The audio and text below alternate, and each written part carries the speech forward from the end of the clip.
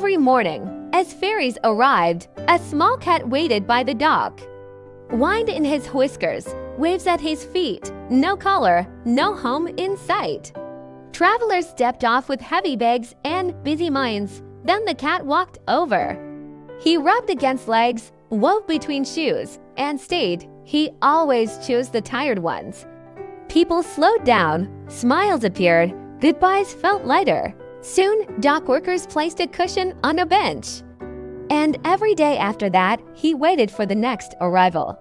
Sometimes comfort doesn't follow you. Sometimes it meets you at the shore.